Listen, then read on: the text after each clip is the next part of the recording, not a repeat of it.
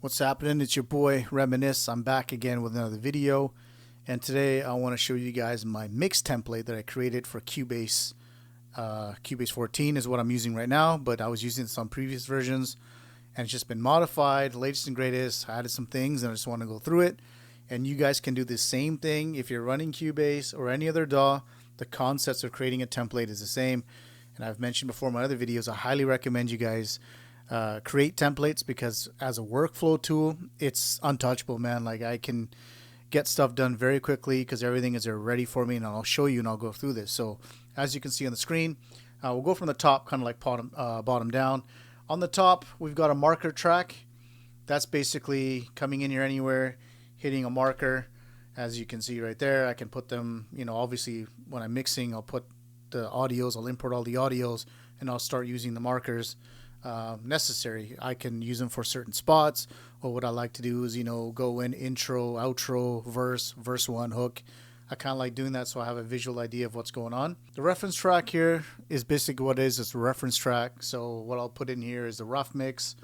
I also have a insert in here, which is the metric AB, so I can load up a whole bunch of other stuff and I can cycle through them, which I do sometimes. I like using this a lot when I'm mixing certain genres. For example, if I'm mixing, hip hop or trap, there might be a drum section of a song that I particularly like, so I'll pop it in there, loop that section.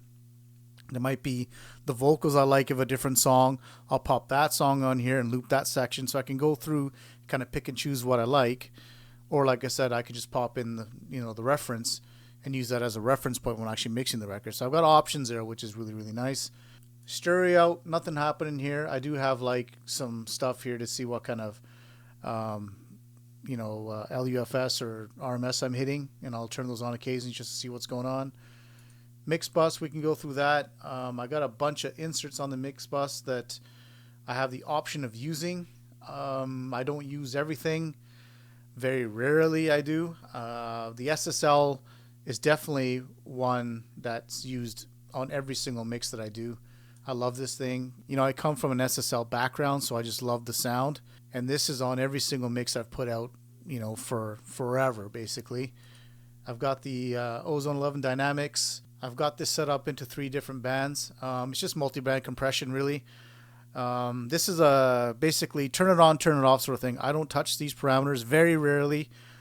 As I'm listening through the mix bus, I'll turn it on. If I like it, it stays on. If it doesn't, then I turn it off. So that's kind of nice about that. The CLA mix down stereo. This one I pretty much mess around with most of the parameters here, depending on what I'm going for. I might turn the glue up, treble up or down, bass down or up, depending. I mean, I rarely turn the bass up. It's usually kind of down. So, but this actually, and I'll go through a mix with this whole template once I got something ready. But just turning this off and on a mix, it does something to it. It's like, gives this beautiful tone. It's really hard to explain.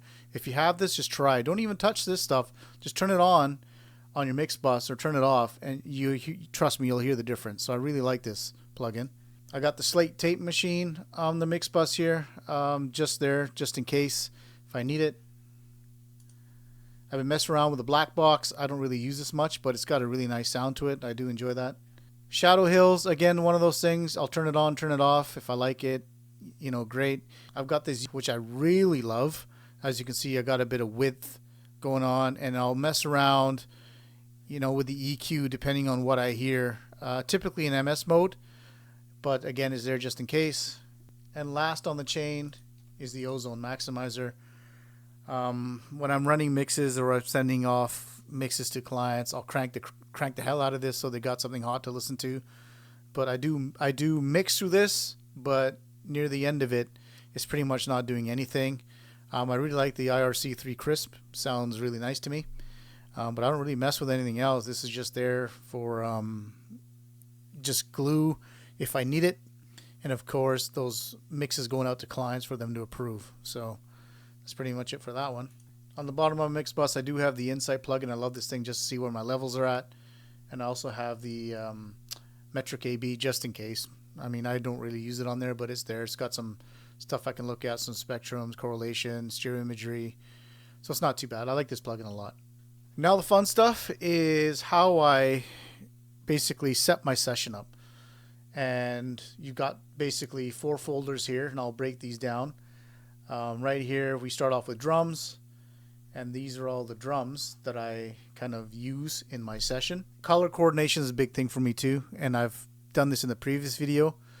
Now what you don't see here in the drums are toms. I used to have in my previous template a section for toms, but honestly I just never used them. I don't really mix live drums anymore as I used to.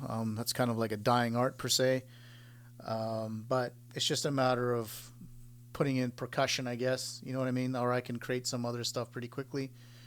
But that's one thing I don't have. The, you know, these purpley ones here, those are the VCAs, which I'll show you guys in a second.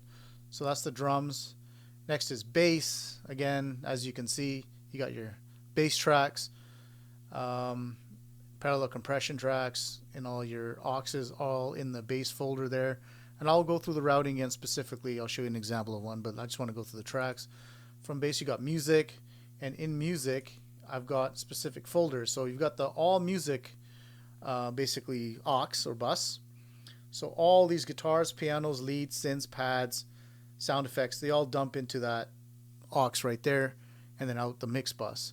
But in my music folder, I've created separate folders. I got one for guitars, you can see here. Again, see they're set up all similar and same way, so I know what I'm doing.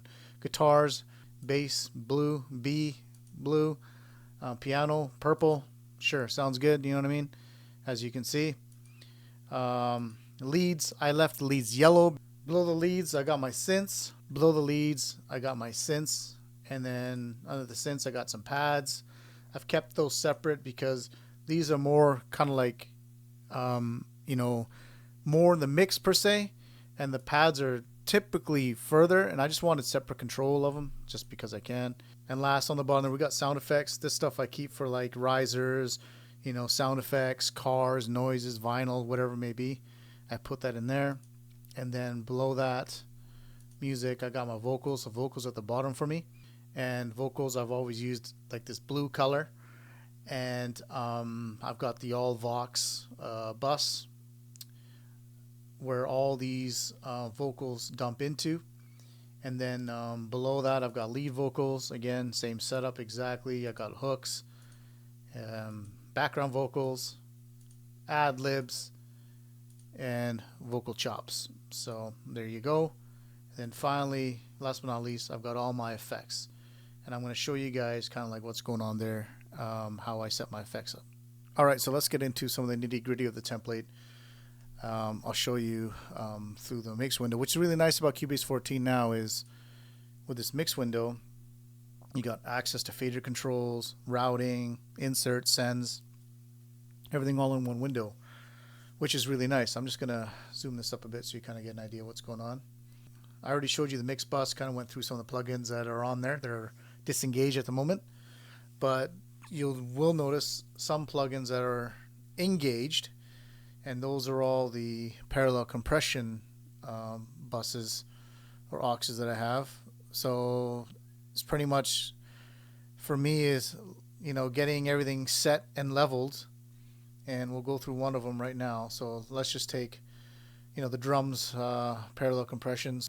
So I have a send created here. You can see drums PC right here, and that's set to 0 because I control the fader of the drum, the amount of percussion I want from the fader itself on the aux. So whatever I know that's going to go, which is pretty much all the drums, hi-hats, perks, everything, I can come in here and basically turn these on. And then parallel compression is set to -20. All my parallel compressions are set to the same level because I've got the plugin dialed in of exactly where I wanted it through testing and stuff. Yeah, I might fine adjust it a little bit here and there to taste, but it's pretty much turn it off and on and I'm good to go. And one thing you will notice is if I go on the actual channel, I've got an EQ, which EQs anything, you know, rolls off anything 100 below and all the high stuff, because what we're going for is punch. We don't need any of that stuff, in my opinion. This is how I parallel compress, and this is how I've done it for years. and it works for me, but you guys can do whatever you want. So every parallel compression, like if I go to this one for the bass one, you'll see I've got the same EQ on it. So that's pretty much ready to go. So for example, say if I want, you know, these snares to be compressed, all I gotta do is basically turn these on and I'm done. And I'll hear the difference. If I don't like it, I just turn it off. If I turn it on and I think it's too high, it's just a matter of me adjusting the volumes. Another thing that I want to touch up first and get out of the way is VCAs. VCAs are really handy to have because you can basically turn down sections of music or whatever it is in your mix down, you know, especially if you've got automation on them, which I really like. So these, you know, these purpley channels, these are all VCAs. And let's take the snare one, for example. So this is pretty much attached to a link to these two snares. So when I pull this down, you can see it pulls the snare down.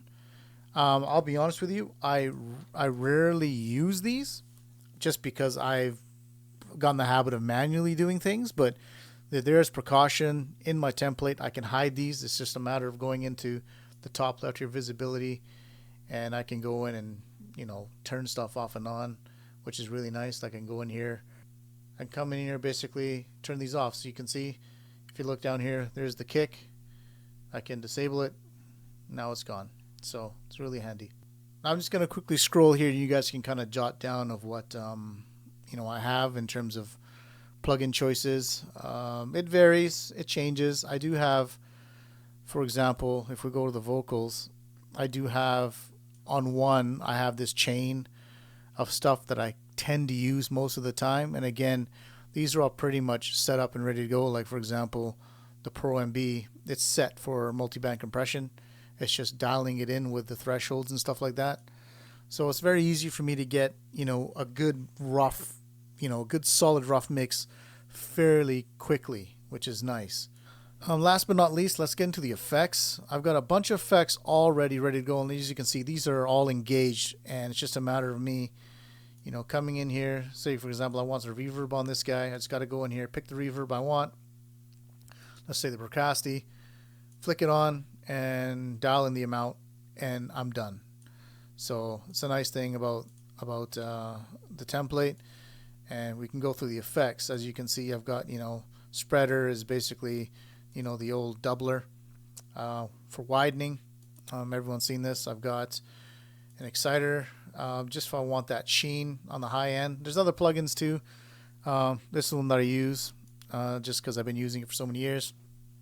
I'm a big fan of the all the slate stuff. I love the slate stuff, especially their reverbs and stuff, because I've used some of these in, you know, in the actual hardware units, and I've been able to find, you know, a very close simulated plugin for them, and I use them because I've got the Brocasti, I've got a Sony, a Lexicon. Down near the end here, I've got all the delays, and as you can see on the bottom, I've got you know, slap, 1/8, ping pong, quarter, half. These are pretty much all the ones I use. And I've got a bunch of different delays all ready to go. Right now I've been really feeling the repeater from Slate. I like it. It's nice. Been using that, and it's been good. I've got an H delay there in case I want it. I've got a stock you know, Steinberg delay, which I really like. So these are pretty much all ready to go, like I said, in the template. And then even on the reverb sends, I've got delays. If I, you know, for example, say I want to, you know, put a delay, you know, after the reverb, I've got that option down here to do that. And then I've got, you know, say if I want crazy stuff done on my delays, I got this one which I got off another engineer actually. It's called Millie. I'll bring it up. It's just True Verb. It's just like a crazy setting of True Verb, which is nuts. So I use that for like special effects and stuff like that. But yeah, that's pretty much the template, guys. It's took a while to kind of dial it in and figure it out. Especially the Cubase, with Cubase 14, some things had to change. So I had to kind of fix that. But you know, I've been testing it, been using it. I'm liking it. It's not much difference than, you know, it's not much different from the one I used in Cubase 14. But I'll go into more detail as I mix stuff. Because you know, like I said, I've got these stuff on on the lead vocals. I don't have all of them because sometimes, I'm dialing one vocal in and I don't know what I want. And then I'll just, not use this or use a different set. I've also got, some chains that I've saved. Like I can come in here, like I've got all these chains that I've got. Like here, like I've got, I'm in Vox chain 1. I don't even know what that is anymore. Let's see. So pretty much the same chain as the one that's loaded here. A couple of things are different, but like I said, I change this all the time. I like, sometimes I'll feel like, some other plugins, some new plugins come out, some get taken out. There's some I use all the time, like, you know what I mean? So it's just depending on the flavor of the day. But yeah, this is my template. Hope you guys enjoy this video. If you got any questions about it, please hit me up. I'll gladly try to answer them. But yeah, until next time, folks, please like and subscribe. I really appreciate it. And I'll post up some more videos of some more technical stuff coming soon.